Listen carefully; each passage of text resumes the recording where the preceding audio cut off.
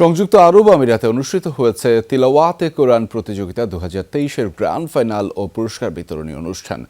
আজমানের the palace হোটেলে Bangladesh business forum BBF এর উদ্যোগে হয় এই আয়োজন। দু বিভাগে বিজয়ীদের দেয়া হয় আকর্ষণীয় পুরস্কার। সংযুক্ত আরব আমিরাত থেকে সহকর্মী মেহেদীর প্রতিবেদনে থাকছে বিস্তারিত।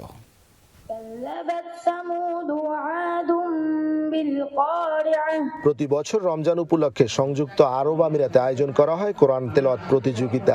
এবারের প্রতিযোগিতায় দেশটির বিভিন্ন অঞ্চল থেকে সরাসরি অনলাইন অডিশনে প্রায় 2 শতাধিক প্রতিযোগী অংশ নেন। তার মধ্য থেকে সেরা 10 প্রতিযোগীকে নির্বাচিত করা হয়।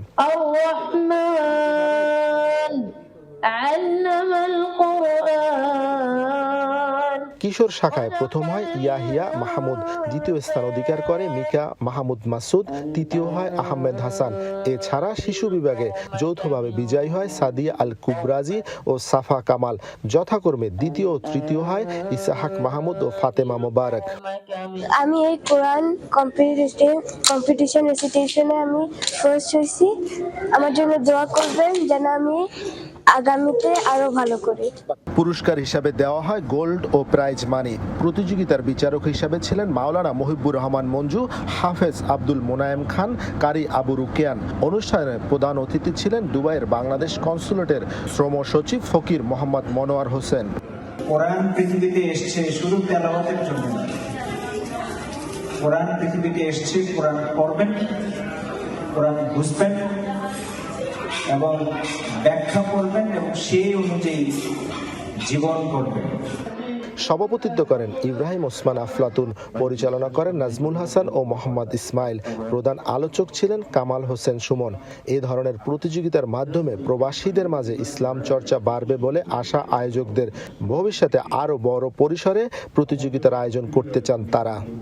আসলে 2018 সাল থেকে আমরা এই প্রতিযোগিতা শুরু করেছি। আমরা চাইছি প্রবাসে বেড়ে ওঠা শিশুরা যাতে করে কোরআন শেখে, শুদ্ধভাবে কোরআন অধ্যয়ন করে, কোরআনের প্রতি তারা আকৃষ্ট হয় এবং তাদের ব্যক্তি জীবনে কোরআনের দ্বারা তাদেরকে পরিচালিত করতে পারে। সামনের দিকে যাতে করে আমাদের এই ছোট আকারে কোরআন তেলাওয়াতের অংশগ্রহণে সংযুক্ত আরব আমিরাতে বসবাসরত ছাত্রছাত্রীদেরকে নিয়ে আমরা এই যদি আয়োজন চলমান রাখতে পারি, তাহলে আমরা আশা করি আন্তর্জাতিক কোরআন প্রতিযোগিতা আমাদের এখান থেকে প্রতিনিধি আমরা দিতে পারবো। উদ্বোধনী বক্তব্য দেন তেলাওয়াতে কোরআন উদযাপন কমিটির সদস্য সচিব জাফর চৌধুরী। অনুষ্ঠানে বিশেষ অতিথি ছিলেন MA সবুর চৌধুরী, MA বাশার, জসিম মল্লিক, সবুজ হাসান, জাহেদ হাসান। আরও উপস্থিত ছিলেন জিয়াউদ্দিন বাবু ও মোহাম্মদ আলী সহ অনেকে।